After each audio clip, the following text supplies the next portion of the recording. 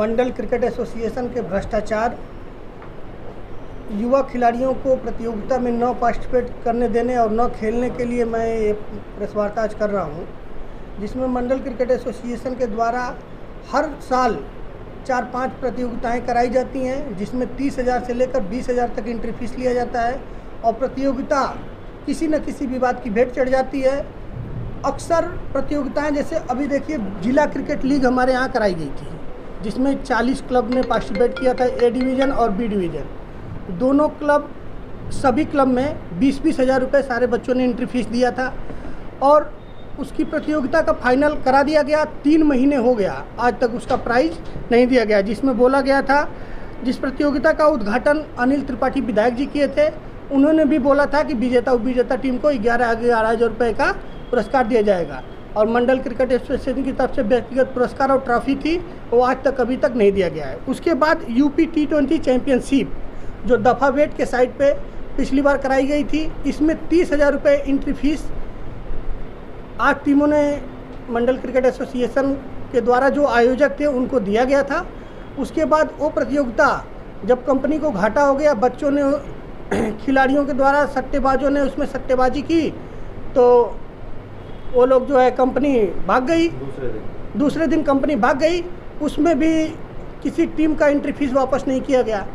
फिर उसके बाद आतिथ प्रीमियर लीग जो मंडल क्रिकेट एसोसिएशन के अध्यक्ष हैं, उनके बेटे के नाम से आयोजन होता है, जिसमें सभी लोगों ने 20-20 हज़ार एंट्री फीस दी। आपसी तालमेल और मैच में एक छोटे से आउट और नॉट आउट के विवाद को लेकर के प्रतियोगिता को बंद कर दिया गया। वो भी सारा पैसा एसोसिएशन गमन कर गया।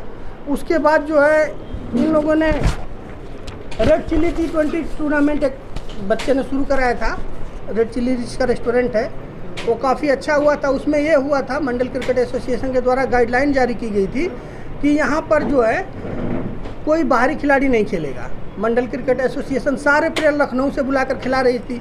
आपसी विवाद के कारण उस प्रतियोगिता को मंडल क्रिकेट एसोसिएशन ने रद्द कर दिया।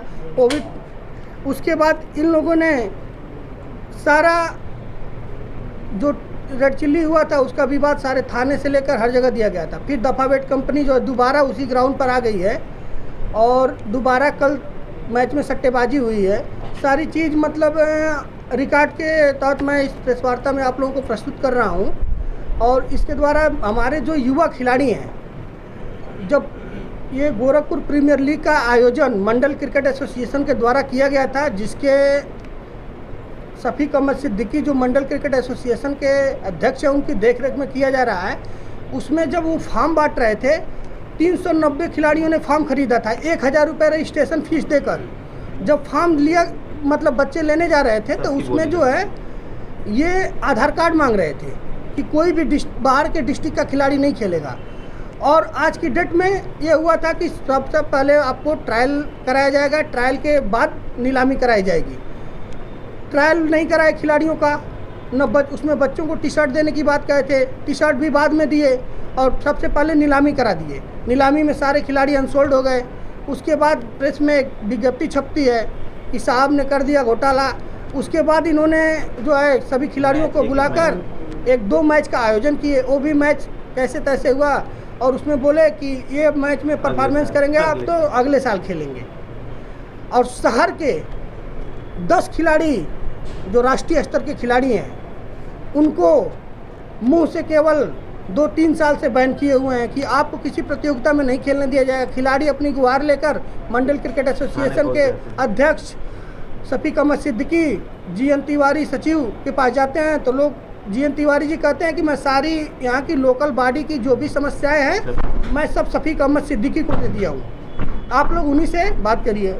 उनसे बात करते हैं खिलाड़ी, तो खिलाड़ियों पे थाने पे एप्लीकेशन दे देते हैं कि खिलाड़ी आकर हमको धमका रहे हैं और ये कर रहे हैं। और खिलाड़ी जो है उनके पास अपनी समस्या को लेकर जाते हैं, तो ये कहते हैं कि जानलेवा हमला कर, मैं जो है मेरी मर्जी, मैं जिसको चाहूँगा उसको खिलाऊंगा, जिसको नहीं चाहूँगा उसको नहीं खिलाऊंगा। सट्टेबाजी का आरोप लगा रहे हैं, कितने की सट्टेबाजी हुई है? कल जो है सट्टेबाजी का आरोप है। पिछली बार जो है करीब सट्टेबाजी की वजह से कंपनी को जब घाटा हुआ तो कंपनी ने सबकी आईडी ब्लॉक करके और सेंट एंड्रूज ग्राउंड से अपना कैमरा वैमरा लेकर भाग गई थी। इसकी सूचना भी मैं अवगत करा रहा हूँ प्रधानाचार्य महोदय को भी कि उस बार भी आपके यहाँ भी हुई थी, तो किसी तरह से विद्यालय की बदनामी हुई थी। तो विद्यालय की बदनामी को लेते हुए आपके ग्राउंड से टूर्नामेंट दूसरे ग्राउंड पर कैंसिल कर दिया गया था। फिर आपने परमिशन अगर दिया है तो ये जो है गोरखपुर के खिलाड़ियों के साथ आप भी अन्याय कर रहे हैं। कितने की सट्टेबाजी हुई है? ये तो ऑफिशियली कंपनी ही बताएगी, लेकिन कल एक ऑनलाइन उसमें आपके प्रेस में मैंने दिया है कि 10,000 रुपये का किसी बच्चे ने बैट लगाया था, जिसको 16,000 रुपये उन्होंने उससे कमाया है। और गोरखपुर प्रीमियर लीग का आयोजन गोरखपुर के स्थानीय खिलाड़ियों के लिए किया गया था। 70% इसमें बाहर के खेल, लेकिन इसमें 70% खिलाड़ी गोरखपुर डिस्ट्रिक्ट के बाहर से खेल रहे हैं, और डिस्ट्रिक्ट तो छोड़िए अन्य राज्यों के भी खिलाड़ी आकर इस प्रतियोगिता में खेल रहे हैं। ये हमारे गोरखपुर के खिलाड़ियों के साथ बहुत बड़ा अन्याय है।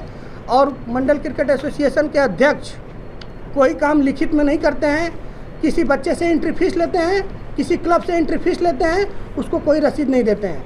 किसी बच्चे से फार्म लेते हैं, उस पर कोई सीरियल नंबर नहीं रहता है। किसी बच्चे को बैन करते हैं, उसका कोई लिखित प्रमाण इनके पास नहीं रहता है, कि लिखित देने से एकदम इनकार करते हैं। और ये कहते हैं कि मीडिया में तो रोज डेली ऐसे छपता रहता है, हमारी प्राइवेट संस्था है, हम जो है इन लोगों को चिल्लाने दो। मीडिया में रोज़ ऐसे ऐसे अखबार में छपते रहते हैं, हम पेपर और अखबार न्यूज़ चैनल नहीं देखते हैं, और इससे हमारा कुछ नहीं लेना देना है। अच्छा ये बताइए, जो यूपीसीए जो ये टूर्नामेंट कराती है, इसका कोई मैनिफेस्टो जारी करता है? अगर जीपीएल कोई करा रहा है तो इसका क्या कोई लिमिट होता है कि कौन से प्लेयर कितने में बिकेंगे, कितने में नहीं बिकेंगे? इसका मैनिफेस्टो जीपीएल देगा? मीडिया के द्वारा जैसे हम लोगों को पता चला था कि यहाँ पे जो है, जब जो है ये फॉर्म दे रहे